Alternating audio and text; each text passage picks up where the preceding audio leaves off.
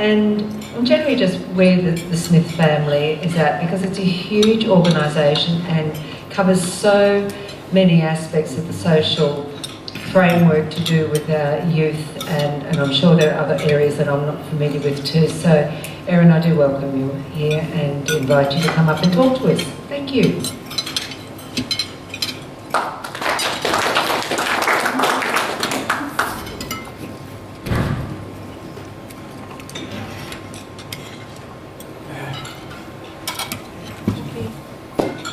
I haven't driven one of these before, so I'm just going forward, I think. Thank you.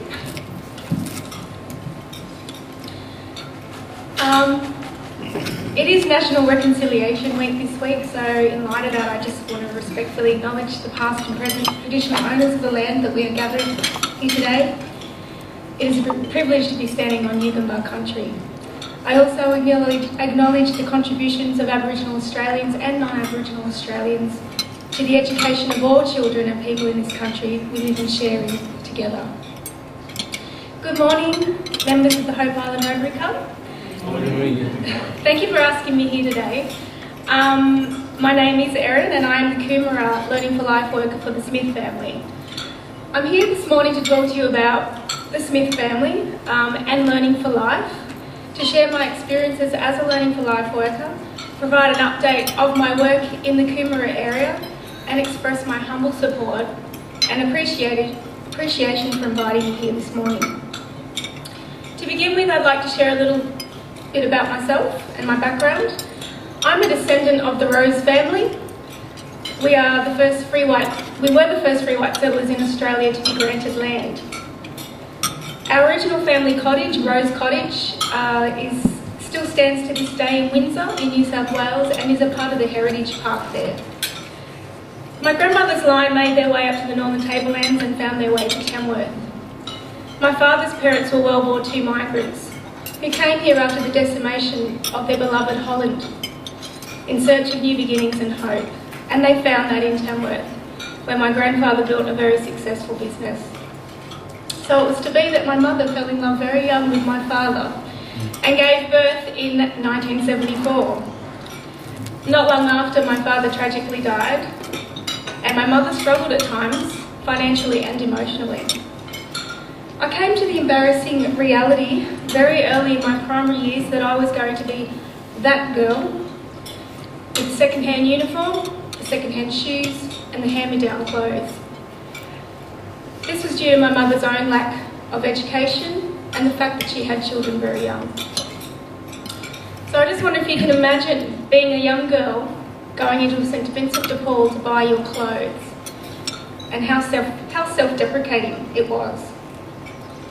I now know and appreciate what my mother did do for me, and that little embarrassed girl has been replaced by a confident woman who has learned from the hardship and the adversity in her life.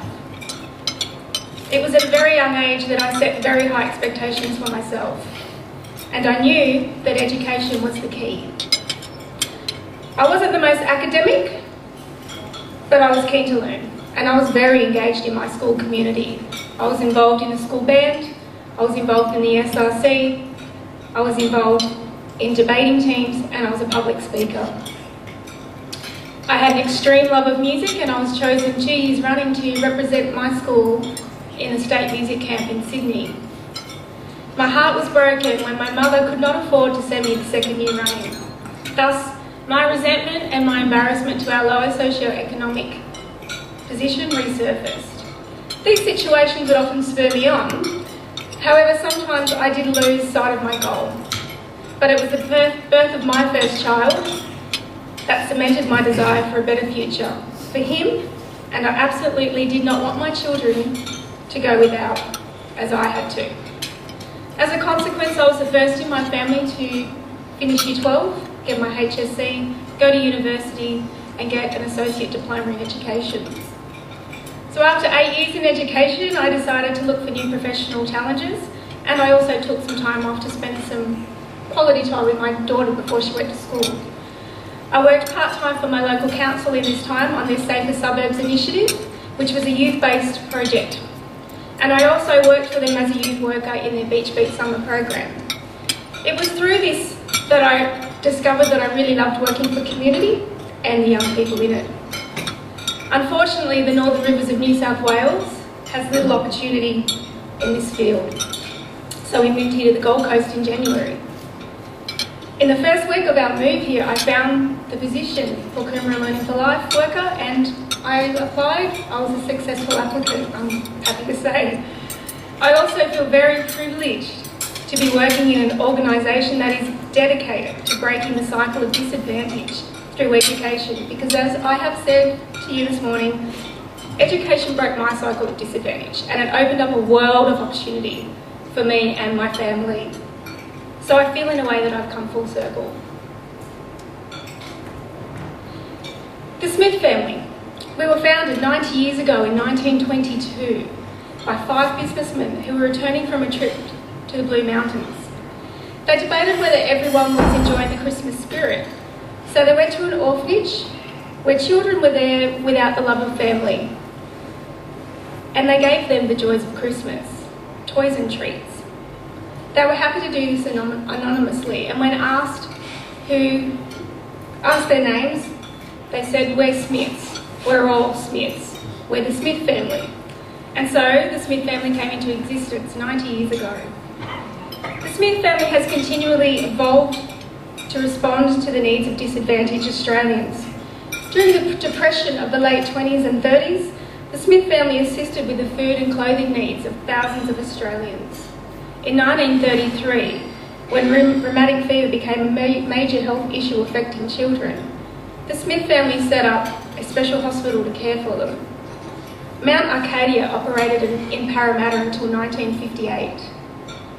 The 70s saw the Smith family react to the needs of refugee families fleeing war from Vietnam and Timor, and supporting the residents of Darwin recovering from the devastation inflicted in Cyclone Tracy. Throughout the 70s and 80s, the Smith family was spending more than ever on direct financial relief, in many cases to generations of the same family. We asked our emergency help clients what they believed needed to be done to put an end to intergenerational disadvantage. They replied, "Help us, help our children get an education so they can help themselves." Our response was to set up Educate. It was for students in junior secondary years. The program was designed to ensure that kids didn't miss out at school just because of their family's financial situation. And during the 90s, the program was extended to Learning for Life. Did you know that in Australia 605,000 children are living in jobless families? For these children, the effects of their family's financial disadvantage go beyond the pressures of not having money for the basics. It can prevent them from accessing the same educational and life opportunities as their peers. When children get left out, they get left behind. And without support, the disadvantage they experience today will continue on into their future and on to the next generation. The Smith family believes that every child deserves a chance, and that circumstances should never limit the achievement of potential. With research showing that education has the power to transform lives, not just minds, the Learning for Life program enables disadvantaged children and young people to get the opportunities they need to fully participate in their education and create that better future for themselves. Learning for Life provides long-term support for young Australians, all the way through their schooling years, from primary to secondary and on to tertiary if they so choose. This approach gives ongoing assistance to disadvantaged students so they can develop vital life skills, stay engaged in their education, and have the best opportunity to break the cycle of disadvantage. At the centre of the Smith family's work, the heart of the organisation is a belief in the power and possibilities of relationships. Through Learning for Life, the Smith family connects students to sponsors, whose financial support helps families afford the cost of their children's essential school items. The Smith family has Learning for Life workers in 97 communities across Australia who link students